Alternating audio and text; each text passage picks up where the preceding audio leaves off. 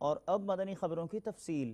شیخ طریقت امیر اہل سنت دامت برکاتہم العالیہ نے اپنے ایک سوری پیغام کے ذریعے مبلغ دعوت اسلامی حضرت مولانا مفتی علی اصغر الطاری المدنی مدہ ظلہ العالی سے ان کی والدہ کے انتقال پر تعزیت فرمائی۔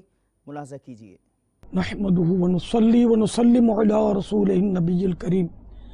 سگے مدینہ محمد الیاس قادری رضوی اوفیانو کی جانب سے میٹھے میٹھے مدنی بیٹے الحاج مفتی علی اصغر الطاری سلمہ الباری کی خدمت میں السلام علیکم ورحمۃ اللہ وبرکاتہ۔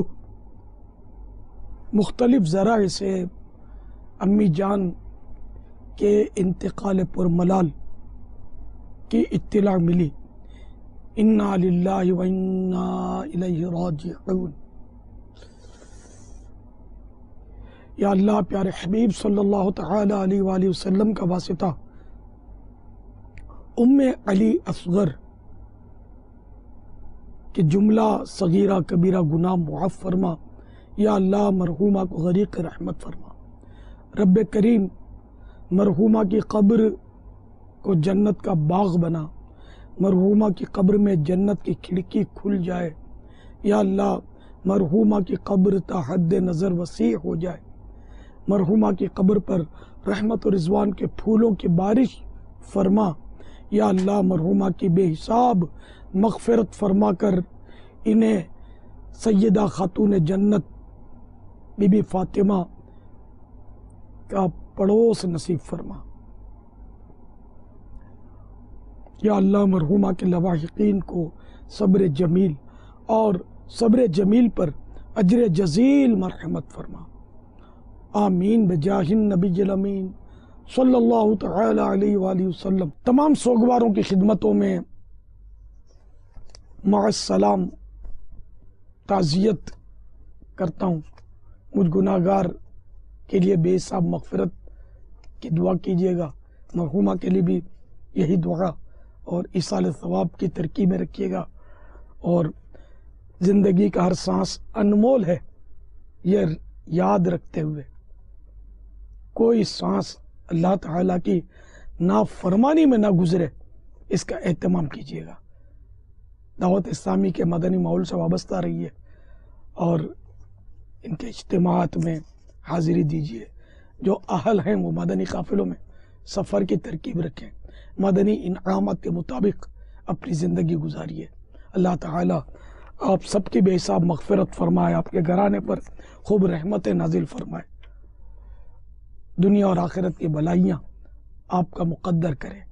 آمین بجاہ النبی الامین صلی اللہ تعالی علیہ وآلہ وسلم۔ صلو علی الحبیب صلی اللہ تعالی علی محمد۔ امی جان کی وفات کے تعلق سے نگران شورا نے یہ خبر دی کہ دماغ کی شریان پھٹ گئی اور خون کی الٹیاں آئیں اور بیچاری دنیا سے تشریف لے گئیں۔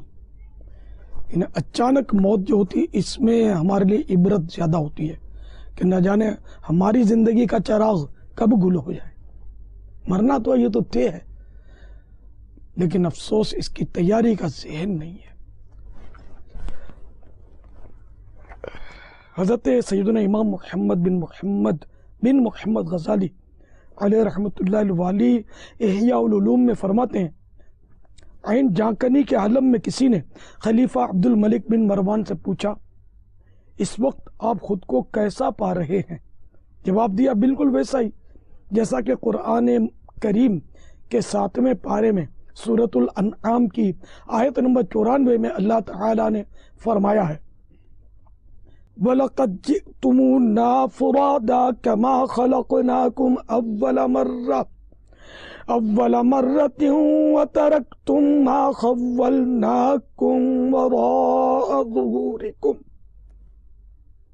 ترجمہ کنز ایمان، اور بے شک تم ہمارے پاس اکیلے آئے جیسا ہم نے تمہیں پہلی بار پیدا کیا تھا، اور پیٹھ پیچھے چھوڑ آئے جو مال و متاع ہم نے تمہیں دیا تھا۔